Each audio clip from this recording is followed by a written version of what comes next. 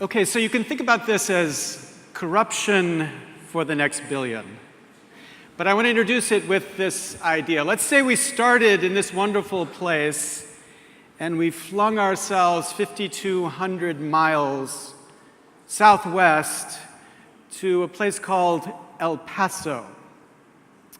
And then imagine we climbed into our time machine and we went back about 90 years to old El Paso. And then we wandered down to the center of old El Paso. If we were lucky, we would run into this man, Dr. Lawrence Nixon. He was a physician. In 1910, he moved to El Paso.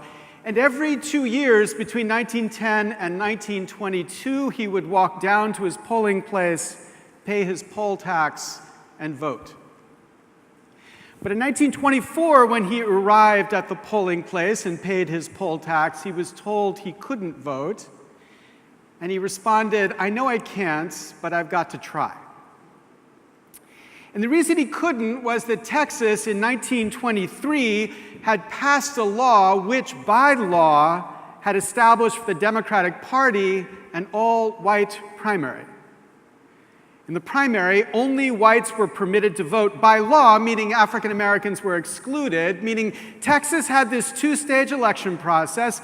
It had a general election where, in theory, all citizens got to vote, but it had a white primary first.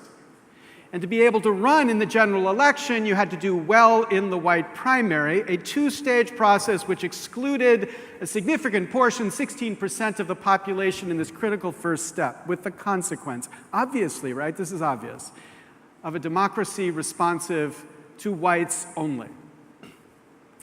Now, it turns out Texas didn't come up with this genius idea for defeating democracy. It was actually birthed in New York by the Cherry Street philosopher, the corrupt politician, Boss Tweed. Boss Tweed used to say, "I don't care who does the electing, as long as I get to do the nominating." So Tweed has this conception of how democracy might work, this conception which we could call tweedism. So what tweedism is any multiple stage election where in the first stage the tweeds get to control the nomination, producing a filter so that in the electing, the public has a narrow space that it gets to choose among. And I want to give that type of democracy this name tweedism, because the consequence of tweedism, obviously, is to produce a system responsive to the tweeds only. So think about Hong Kong last summer, when the explosion of protests across the country, protesting a law proposed by China for selecting the chief executive in Hong Kong. As the law was said to be, the ultimate aim is the selection of the chief executive by universal suffrage upon nomination by a broadly representative nominating committee in accordance with democratic procedures. A nominating committee of 1,200 citizens, which means in a population of about 7 million is about 0.02%. Now that's a very small number. Look how small that number is there. That tiny, tiny number, if you thought about how it represented all of the population, this is what 0.02% looks like. That's the percentage who had the right to select the candidates who the rest of Hong Kong would get to vote among. A biased filter in the process triggered this protest because as people believed this 2.02% would be dominated by a pro-Beijing business and political elite, by excluding 99.98% from this critical first step, you would produce this consequence, obviously, of a democracy responsive to China only. Okay, now these cases are pretty obvious to us. So let's consider a case that seems not so obvious in my country, the United States. We take it for granted in the United States that campaigns will be privately funded. But we need to think of funding as its own contest. Funding is its own primary. So members of Congress and candidates for Congress spend anywhere between 30 and 70% of their time raising money to get back to Congress or to get their party back into power. And as they do this, they develop a sixth sense, a constant awareness about how what they do might affect their ability to raise money. They become, in the words of the X-Files, shapeshifters, as they constantly adjust their views in light of what they know will help them to raise money. Leslie Byrne, a Democrat from Virginia, describes that when she went to Congress, she was told by a colleague, quote, "Always lean to the green." Then to clarify, she went on, he was not an environmentalist. So B.F. Skinner gave us this image of the Skinner box, where any stupid animal could learn which buttons it needed to push to get the sustenance it needs to survive. This is a picture of the modern American congressperson, as the modern American congressperson spends endless time pushing buttons so that he or she can survive politically. This is a primary too. It's the money primary. Not a white primary, but a green primary. It's one stage in a multi-stage election that controls who are the candidates who the rest of us get to vote among. So when you see that structure, we need to ask, well, who then are the funders? In the last election cycle, 5.4 million Americans gave even $1 to any political campaign. But of that 5.4 million, the biggest funders, let's think the top 100, gave as much as the bottom 4.75 million combined. But those numbers, the top 100, is not really the relevant funders. You need to think about who are the funders that candidates are thinking of as they go through this process of dialing for dollars. Who are the people who give enough to matter? So let's take an arbitrary number, $5,200. This is the amount of money you're allowed to give to one candidate in total during the course of a campaign, in the primary and in the general election. Turns out last election cycle, 57,874 people gave the equivalent of $5,200 in the election cycle.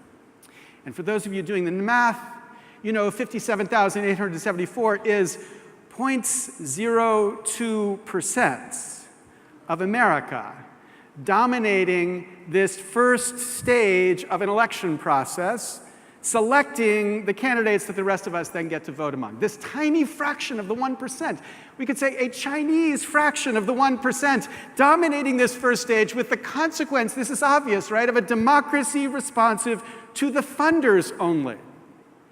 As a Harvard professor, I'm not allowed to talk about Princeton studies much, but let me talk about it quickly by putting it off stage here. Princeton study by these two political scientists, Martin Gilens and Ben Page. The largest empirical study of actual decisions by our government in the history of political science, relating those to the attitudes of the elites, organized interest groups, and the average voter. So what they found was, for the economic elites, as you go from the elites supporting an idea at 0% to 100%, probability of that idea being enacted goes up. Same thing for organized interest groups. As a small number support it to a large number support it, the probability of it being enacted into law goes up. Here's the graph for the average voter. It's a flat line, literally and figuratively. What this says is, doesn't matter the percentage of the average voter who supports an idea, it doesn't change the probability that that idea will actually be enacted. As they put it in English, when the preferences of the economic elites and the stands of organized interest groups are controlled for, the preferences of the average American appear to have a minuscule, near zero, statistically non-significant impact on public policy in a democracy. Right? This is the picture we had of what a democracy is supposed to look like. Democracy in America. That's kind of the average American, the center of the country, So, and here's the idea. We, the citizens, we're supposed to be in this position of driving the bus. This is the whole idea.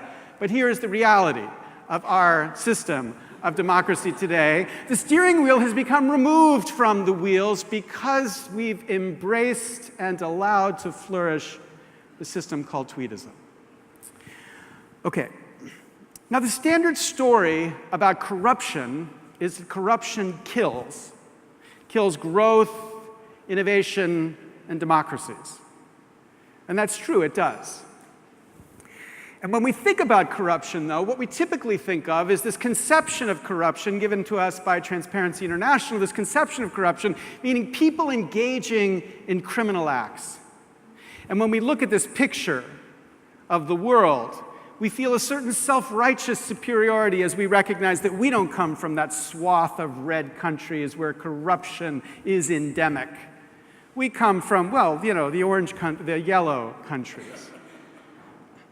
But the first thing I want you to recognize is that tweedism is corruption too. It's not a crime. I'm not talking about people engaging in bribery. I'm not talking about anything that Transparency International is talking about when it paints the world red. But it is corruption of a system of representative democracy. Because the essence of tweedism is to violate a basic ideal of representative democracy, the ideal of equality, of an equal voice. George Orwell gave us this wonderful quote, "All animals are equal, but some animals are more equal than others." In a tweedist nation, obviously the Tweeds are more equal than others. A fundamental inequality corrupting the commitment to equality in representative democracies. But it's not the only inequality, of course. This country just witnessed the extraordinary inequality of an election system which produced representatives inside of Parliament in radically different proportion to the number of votes they got. So the Scottish National Party, for every 26,000 votes, got a seat in Parliament, while the UKIP Party, for every 3.9 million votes, got a seat in the Parliament. And that's the same process in the United States. If you look at Republican voters in the Northeast, there are some, it turns out, in 2012, 40% of the votes cast were for Republican candidates, but they got 0 seats in the United States Congress. So this too is inequality, but the most strategic inequality, the easiest to use, the most growth-destroying form of inequality is tweedism. So these libertarian economists, Raghuram Rajan and Luigi Zingales, wrote this fantastic book, Saving Capitalism from Capitalists. Remember, these guys are capitalists. They love capitalism, libertarians. But the story of this book is that the story of capitalism is how this generation's winners use government to block next generation's winners, to protect themselves. This is capitalism defeating capitalists, capitalists defeating capitalism. And tweedism is the obvious means by which they deploy democracy so that they can defeat capitalism. This is the growth defeater du jour, right? Or the democracy defeater du jour. And because this system is legal, it's sustainable. And because it's sustainable, it is worse for a growing democracy than the illegal and identifiable crimes of traditional corruption. So if there's a global anti-corruption movement, countries around the world increasingly focusing on the way in which their democracies have been defeated by corruption, what we need to recognize is that there's not just one corruption, there are different corruptions. There's a corruption that is what TI focuses on, but to be fair to the developing world, we need to recognize that in countries like mine, at least, let's confess, there is an equivalent corruption of democracy too. What unites these corruptions is their manifestation of inequality. The inequality of voice and power of citizens in that democracy, which enables capture and protection of old industries against the new, against growth. That dynamic certainly exists in the developing nations, no doubt. But we need to recognize that it's developing in the first world too. Thank you very much.